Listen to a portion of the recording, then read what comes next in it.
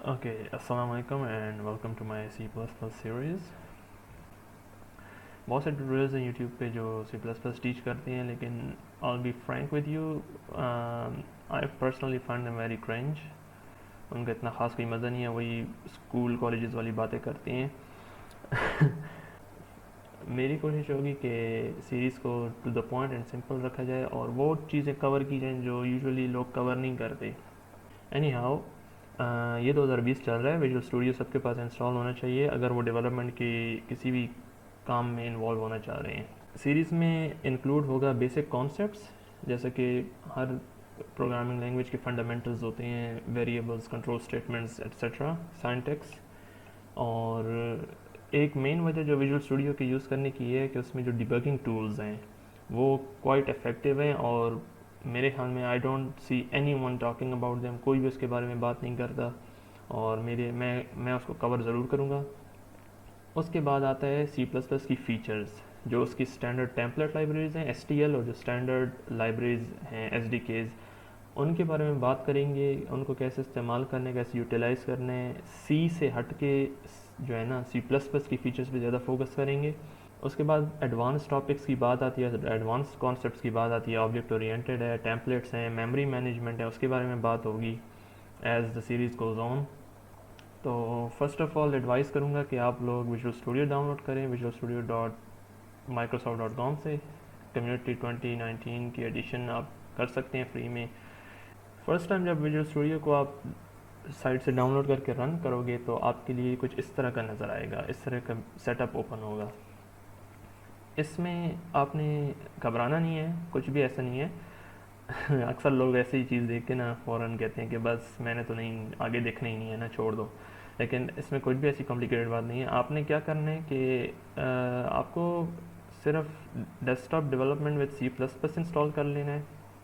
और अगर at any point आपको लग रहा है कि आपकी कोई लाइब्रेरीज मिसिंग है सीरीज़ के साथ चलते हुए, तो आप ऐसा करें कि tools, get tools and features में ये मेन्यू दोबारा ओपन करके विंडोज़ यूनिवर्सल प्लेटफॉर्म डेवलपमेंट दोनों इंस्टॉल कर लें. ये दो मेन मॉड्यूल्स आपने ऐड करके इंस्टॉल कर लेने हैं. इंस्टॉलेशन के बाद जब विजुअल स्टूडियो इंस्टॉल हो जाएगा तो ये स्क्रीन आपको नज़र आएगी, और आपने क्रिएट न्यू प्रोजेक्ट करना है. ये आपके लिए एक नया प्रोजेक्ट क्रिएट करेगा. ऑब्वियसली आपको सी प्लस प्लस यूज़ करनी है, ये सेलेक्ट करने की ज़रूरत नहीं है. आप यहाँ पे डायरेक्ट लिख सकते हैं कॉन्सोल, और आपके पास मुख्तलिफ जो है ना टेम्पलेट्स आ जाएंगे जो कि यूज़ होते हैं. और इसको यूज़ करने का सिर्फ बेसिक एडवांटेज है कि आपके लिए फ़िल्टर आउट कर लेगा. अच्छा, अब बात आती है कि क्या ये भी सीरीज़ उन्हीं हज़ार सीरीज़ जैसी होगी जो कि एक कॉन्सोल ऐप पे बस फोकस करेंगी जी हेलो वर्ल्ड करके, और सी आउट कैसे यूज़ किया जाता है, सी इन कैसे यूज़ किया जाता है. नहीं, ये सीरीज़ डिफरेंट होगी. मैं आपको बेसिक्स को समझाने के लिए जो है तो कॉन्सोल यूज़ करूँगा, लेकिन हमारे जो एडवांस टॉपिक्स होंगे, एडवांस कॉन्सेप्ट्स होंगे, उसके जो एंड में एक कॉन्सेप्ट होगा वो ये होगा कि हमने एक ग्राफिकल यूज़र इंटरफेस की एप्लीकेशन बनानी होगी जो कि रेंडरेबल होगी. उसके अंदर जो मटेरियल होगा वो आप ड्रा कर सकोगे, मुख्तलिफ शेप्स होंगे, मुख्तलिफ ड्राइंग फीचर्स होंगी, वो हम ज़रूर बनाएंगे. लेकिन फॉर टीचिंग पर्पजेज़ मैं कंसोल एप्लीकेशन स्टार्ट में यूज़ करूँगा ताकि कुछ कोर कॉन्सेप्ट्स हैं लैंग्वेज के वो क्लियर हो जाएँ. So without any further do आप प्रोजेक्ट बना लो. उस प्रोजेक्ट का नेम कुछ भी दे दें, ट्यूटोरियल, और आप एक लोकेशन सेलेक्ट कर लो कि जहाँ पे आपने इस प्रोजेक्ट को सेव करना है. तो क्रिएट कर लेंगे और आपका प्रोजेक्ट क्रिएट होगा. इसके लिए आपको थोड़ा सा इंतज़ार करना होगा. ओके, बहुत सारी अजीब व गरीब सा टेक्स्ट आ गया है, एलियन ज़बान. हाँ खैर है, कोई बात नहीं, डरना नहीं है. काफ़ी लोग डर जाते हैं. कमेंट्स को रिमूव कर लें, सेव. और थोड़ा सा बहुत डीप इसके ऊपर डिस्कशन इस वीडियो में नहीं करेंगे क्योंकि इंट्रोडक्शन है. लेकिन लेफ़्ट पे आपके पास सोल्यूशन एक्सप्लोरर है. यहाँ पे आपकी सारी जो सोर्स फाइल्स और हेडर फाइल्स हैं उनकी जो है ना लिस्टिंग होगी. यहाँ पे आपकी मेन कोड होगा, मुख्तलिफ टैब्स हैं फाइल्स के, और आपका जो है कॉन्फ़िगरेशन और जो प्लेटफॉर्म है वो यहाँ पे आपको शो हो रहा है, डिबगिंग टाइम 86. तो फर्स्ट ऑफ ऑल आपने ऐसा करना है कि अपने प्रोजेक्ट की सेटिंग्स करनी है. विजुअल स्टूडियो बाय डिफ़ॉल्ट अगर मैं इसको कंपाइल करूँ ये कंपाइल हो गया सक्सेसफुली। और अगर मैं इसके बिल्ड डायरेक्टरी में जाऊँ तो अगर आप चेक करें कि मैं इस वक्त ट्यूटोरियल्स, अगर मैं प्रोजेक्ट्स पे देखूँ, ट्यूटोरियल में जो हमने प्रोजेक्ट का नाम रखा है उसके अंदर मज़ीद एक और इसमें सोल्यूशन फ़ाइल है और एक मज़ीद ट्यूटोरियल के फोल्डर में यहाँ पे प्रोजेक्ट फाइल्स हैं। अब ये थोड़ा सा विजुअल स्टूडियो की बुरी बात है, मैं ये कहूँगा कि इसकी डिस्ट्रीब्यूशन इस तरह। अब अगर आपको ढूंढनी है अपनी बाइनरी कि जो exe फाइल बनी है, तो यूजुअली लोग कोशिश करते हैं, यहाँ आते हैं डीबग में, तो डीबग में कोई अजीब व गरीब सी फाइलें उनको नज़र आती हैं और वो कंफ्यूज हो जाते हैं।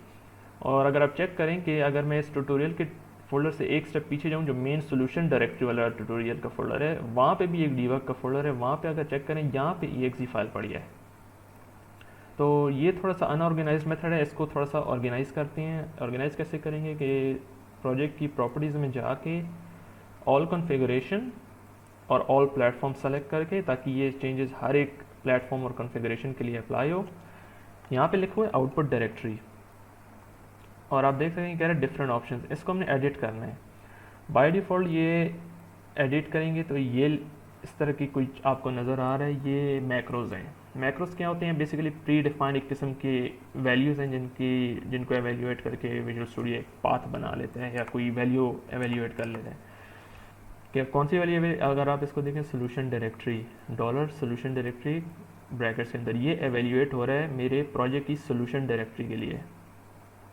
और सोल्यूशन डायरेक्टरी क्यों है? क्योंकि अगर आप इस डायरेक्टरी को यहाँ से मैं कॉपी करूँ और यहाँ पे मैं पेस्ट करूँ ना एड्रेस बार में, तो मैं इस जगह पे आऊँगा, यहाँ पे मेरी सोल्यूशन फाइल पड़ी है .sln solution, तो ये मीनिंग बनता है इसका। अगर मैं इसी जगह पे लिखूँ कि प्रोजेक्ट डायरेक्टरी, आप चेक करेंगे एकदम से ये चेंज होकर एवेल्यूएट हुए और इस दफ़ा ट्यूटोरियल के अंदर दूसरा जो ट्यूटोरियल का फोल्डर है यहाँ पे आया है।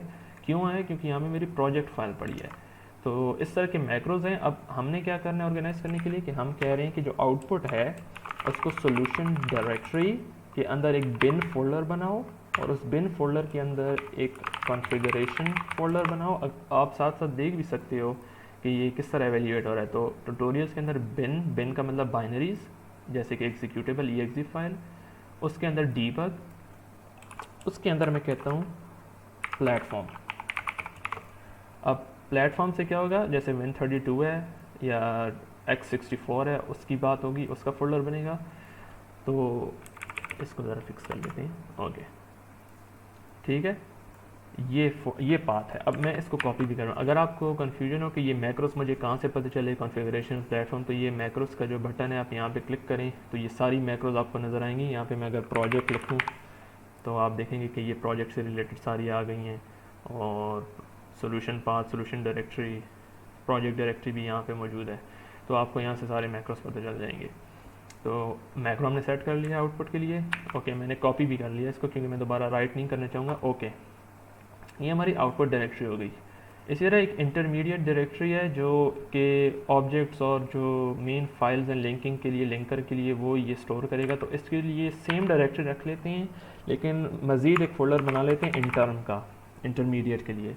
ये गार्बेज फाइल्स हैं, वैसे भी हमें इनके साथ कोई हमारा काम नहीं है, लेकिन ऑर्गेनाइज़ करने के लिए चीज़ों को। अब अप्लाई करता हूँ, ठीक है। सोल्यूशन को क्लीन कर लेते हैं एक दफ़ा, बिल्ड में जाके क्लीन सोल्यूशन। ओके, क्लीन हो गया।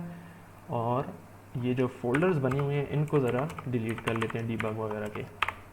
ओके, अब देख रहे हैं आप यहाँ पे एक फ़ोल्डर बने हुए हैं इंटर्न का भी, और ये सारी डायरेक्टरीज जो स्टूडियो ने बना ली हैं। अब अगर मैं इसको कंपाइल करूँ तो हमारे पास एक एरर आ रहा है कि intermediate directory does not and with a trailing slash. ठीक है, कोई बात नहीं, एरर नहीं, वार्निंग आ रही है, इसको फिक्स कर लेते हैं। इंटरमीडिएट डायरेक्टरी के पीछे हमने इन डायरेक्टरीज के पीछे अब बैक स्लैश डालना हम भूल गए थे, वो डाल लेते हैं जल्दी से, ये वार्निंग क्लियर हो जाएगी। ओके, तो बिल्ड तो वैसे भी सक्सीड हो गया था, वन बिल्ड सक्सीड। अभी आप अगर चेक करें, अगर मैं प्रोजेक्ट्स में जाऊँ अपने ट्यूटोरियल के फोल्डर में, अब बाइनरी डीबग जो हमने यहाँ पे सेलेक्ट किया हुआ था, Win32 जो हमने यहाँ पे सेलेक्ट किया हुआ था, और यहाँ पे tutorial.exe सामने पड़ी है, जो कि फ़िलहाल एक सिंपल सा प्रोग्राम है, हेलो वर्ल्ड का, एकदम से रन होके एग्जिट हो गया है। तो अब ये बहुत नीटली ऑर्गेनाइज्ड हो गया है, सब कुछ साफ़ सुथरा है, सामने है, और अभी हम रेडी हैं आगे सीरीज़ को लेके जाने के लिए। जब भी मैं कोई काम वगैरह करूँगा या लेक्चर रिकॉर्ड करूँगा तो उसकी कन्फिग्रेशन सेम एनवायरनमेंट में होगी, सेम लेआउट यूज़ होगा। तो आपको पहले से पता होना चाहिए कि कौन सी चीज़ कहाँ पे है। ऑलराइट, ये एक इंट्रोडक्टरी वीडियो कंप्लीट हो गई। इसका मकसद ये था कि आपको विजुअल स्टूडियो की इन्वायरमेंट सेटअप करानी थी। विजुअल स्टूडियो के लिए आपको जो है ना मोटिवेट करना था कि visual studio one of the best IDEs for C plus plus development, आप यूज़ करें तो बहुत अच्छा है। हाँ, ये सारी चीज़ें जो कुछ मैं करूँगा वो कोड ब्लॉक्स पे भी काम करेंगी, वो डेव सी प्लस प्लस पे भी काम करेंगी, लेकिन मैं एडवाइस यही करूँगा कि at this time and year visual studio is the best IDE, आप यूज़ करें, इंस्टॉल करें। और that is all I have for you today. इंशाल्लाह अगली वीडियो में फिर बेसिक कॉन्सेप्ट्स को देखेंगे कि, और विजुअल स्टूडियो के इस्तेमाल को भी देखेंगे कि कैसे हमने इस्तेमाल करना है विजुअल स्टूडियो को प्रॉपरली, और साथ ही साथ कुछ सी प्लस प्लस के बेसिक कॉन्सेप्ट्स।